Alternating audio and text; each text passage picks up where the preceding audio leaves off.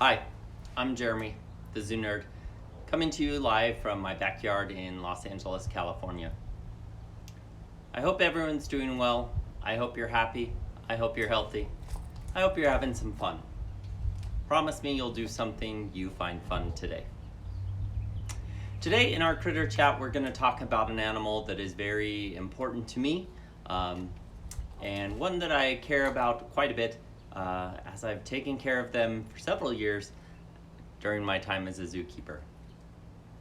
It's also an animal that not a lot of people know about, probably not a lot of people have seen, and many people probably don't understand just what they're looking at when they do see them. Today we're going to talk about an animal called the Mountain Bongo.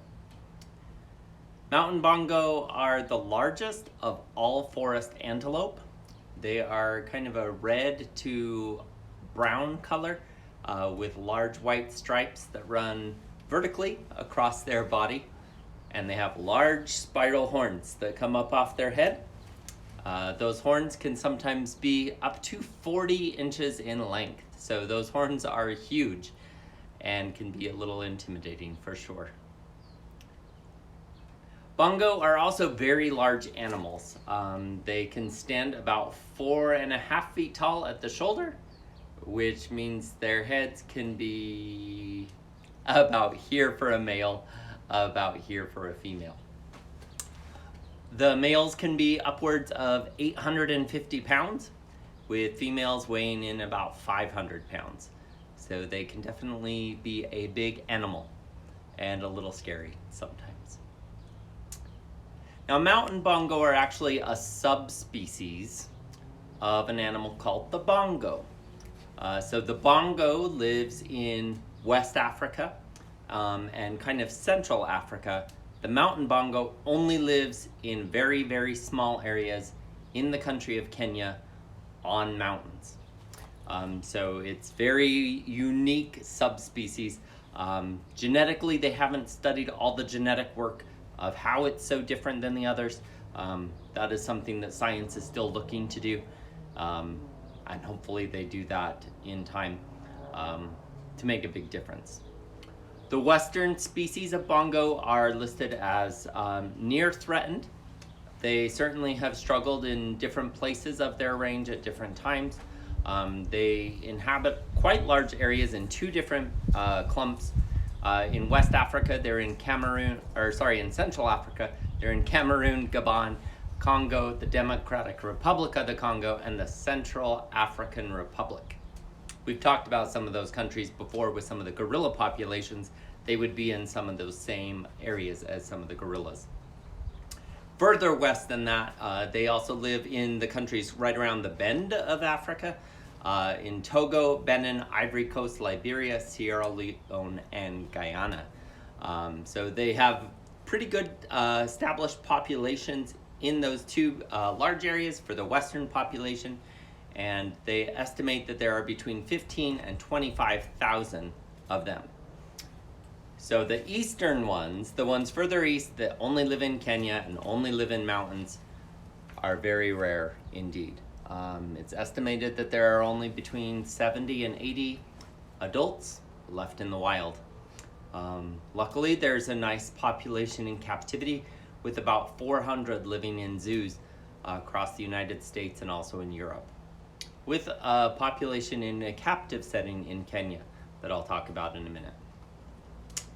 Bongo are very large animals, but they're a little bit shy despite their size. They are somewhat curious. They will defend themselves when they feel threatened, but they may not run right away because they are kind of large, and that has caused them some trouble. Trouble with people and trouble with predators. They don't seem to be quite as skittish as some of the smaller antelope that quickly run away when danger arises. They kind of stick around a little more. Also, because of their size, they don't move extremely fast. They can still outrun us, absolutely, no question about that. But they're a bit slower than some of the smaller forest antelopes for sure. Out in the wild, they are typically nocturnal or more active during the nighttime. and they are browsers, so they eat a wide variety of different branches and leaves, flowers, occasionally some fruits off of different trees and other plants, with occasionally eating some grasses in some of their areas. They definitely live in a forested environment. In Kenya, most of the forests are going to be in higher elevations where they get more rainfall, like on mountains, and that is why they are a mountain bongo, living up higher elevations. The highest one ever recorded was at about 12,000 feet up on Mount Kenya, so they can be pretty high. They're not rock climbers, they're not like some of the other high mountain species we've talked about, but they would be up in some of the higher forested areas. They wouldn't go much above the tree line, and if they did, they would only go there for a specific plant or a mineral. Salt is very important to them, and they will seek out naturally occurring minerals often. And in some of those areas where those minerals may be mined or harvested by people, has caused some problem for them in the past as well. They typically live in small herds of females with their babies. Sometimes a male hangs out with them for a good amount of time. Sometimes he may wander off and be all on his own. Younger males, once they leave their group that they were born into, their herd, they will sometimes form a bachelor herd for a little bit until they get a few years older and a bit bigger, and then can challenge other males for breeding rights. Out in the forest in Kenya, they are susceptible to predators like leopards and lions and hyenas.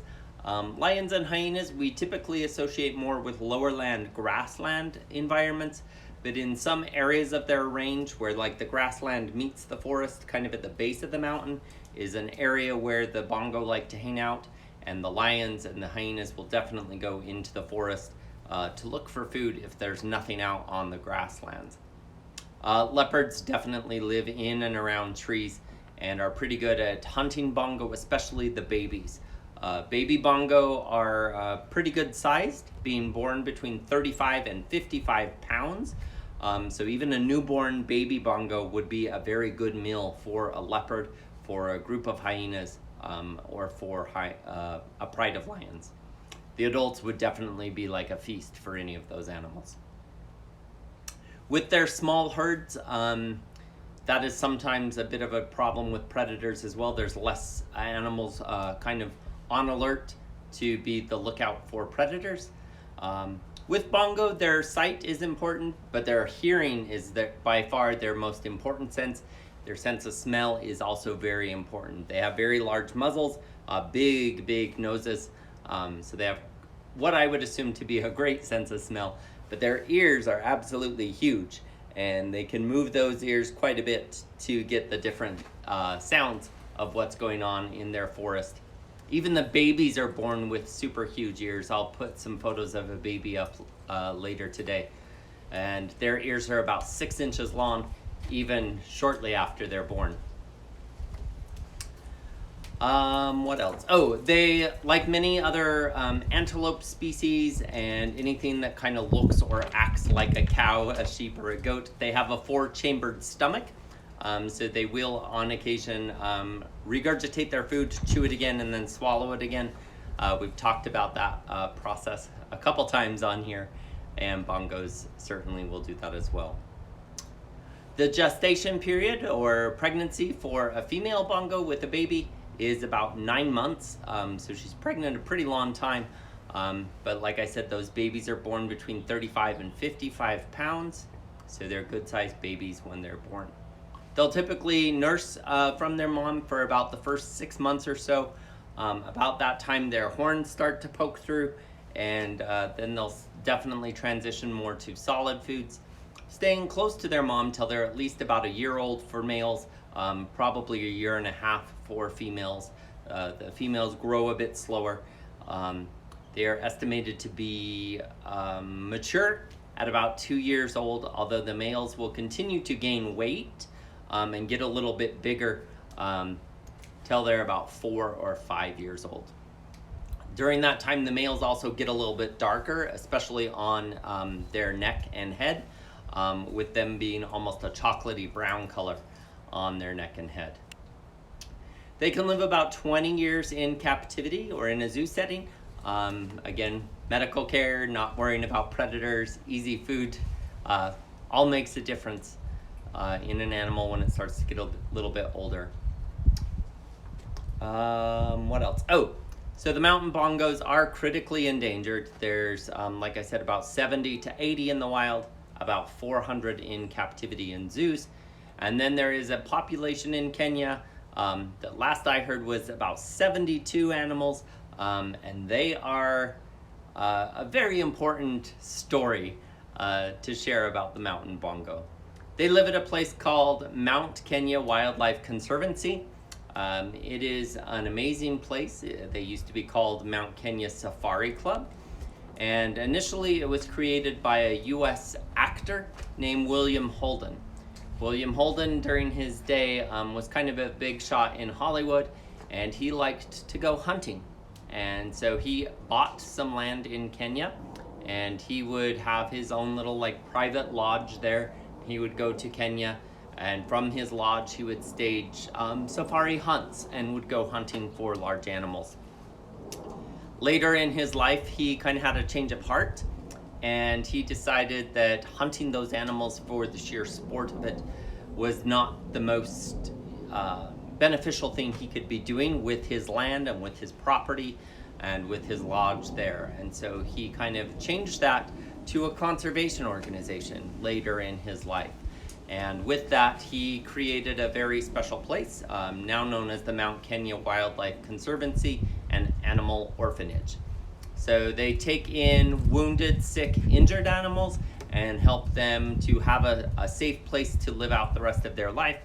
But they also became a very important aspect in the rehabilitation and release of Mountain Bongo. Mountain Bongo had lived in the US for quite some time. During the 70s, 80s, and 90s, their population in US zoos grew quite a bit. They did fairly well in a captive setting. And during that time, their population in the number got devastatingly low, where it has remained, unfortunately. And in 2004, a very ambitious project was started to take animals that were born in the zoos in the United States and move them back to Africa in hopes of being able to release them into one of the places where they lived in Kenya. Now there's 4 populations in Kenya. They are all on different mountain areas. The one we're going to talk about the most is on Mount Kenya. It's the biggest mountain in Kenya. It's the second biggest mountain in all of Africa after Mount Kilimanjaro. And it is an iconic part of the Kenyan landscape. The other 3 areas are called the Mau Forest, the Iburu Forest, and a group of mountains called the Aberdares. All of those mountains are important homelands for the mountain bongo, with the highest number of mountain bongo living in the Aberdares mountain range. Mount Kenya, though, traditionally had a very large group of mountain bongos, and so they thought that that would be a good place to try to reintroduce some of these animals that were born in zoos. So in 2004, 18 bongos from US zoos, specifically from the Los Angeles Zoo, the St. Louis Zoo, the Houston Zoo, the Cape May County Zoo in New Jersey, White Oak Wildlife Conservation Center in Florida, Busch Gardens in Florida, and Disney's Animal Kingdom in Florida. All contributed animals to this group of 18 that were born in US zoos, and then they were flown over to Kenya, where they were put into the Mount Kenya Wildlife Conservancy and held for a few years before some of them were introduced back to the wild. Not all of them were, and that's actually a good thing for this story. They found out that the ones that were reintroduced to the wild didn't fare so well. They didn't have very good escape strategies from predators, but they had kept some of them in a captive setting, and with that they've been able to grow their captive population in Kenya to now about 72 animals from the last number I saw. With that, they're creating a safer place for them to be re-released back into the foothills of Mount Kenya, and they are continuing to work on that area and creating a sanctuary for them to be released into with little or no predators, so that they can hopefully get a stronger foothold before they would ever have to deal with those sometime down the road. So with them being critically endangered, their major threats are habitat loss. Being a forest animal, that would be cutting down the forest. That is a common practice in a lot of places where people are poor and people struggle to make a living. They cut down the forest to burn the wood to cook their food. They cut down forest to sell to other places for lumber or for paper. So we can all make a difference in that by, when we're buying lumber or paper products, look for the FSC logo. It's those initials, FSC, with a little tree and a green check mark. That's the Forest Stewardship Council. They certify that trees were grown in a way that it does not hurt forest to be used for lumber and for paper products. So that's something we can all make a difference in doing in our daily lives and our purchasing. They also face troubles with hunting in some areas, especially places where the people are very poor and are looking for food. A bongo is a big animal, so that's a lot of protein, a lot of potential food source. That has been a problem historically for them as well. It continues in some areas today. And then they also have competition from livestock, people raising goats and cows and sheep in some of those areas. And also disease from those animals has been a big problem in some of the populations in particular. Our special shout out today goes out to the Mount Kenya Wildlife Conservancy, who, like I said, is instrumental in this process of reintroducing zoo-raised bongos back into the wild on Mount Kenya. They also host school groups for the local area and help them learn more about the importance of conserving wildlife and wild places. And they bring the school groups into the animal orphanage, where they meet a wide variety of animals, not just the bongo, but monkeys and some of the other animals as well, and really help those growing school children learn and appreciate the world around them. In addition to that, our other shout out is a group called the Bongo Surveillance Project. They work in all 4 of those areas with Mountain Bongo in Kenya, providing things like motion activated cameras, community involvement, involving people to go look for bongos or signs of bongos, and helping educate everyone about the bongo is indeed a very rare and important animal, and ways that they can all help out. They also do a lot of work in the forest removing snares. That's a wire trap set by people who are trying to poach or hunt animals, usually for a food source.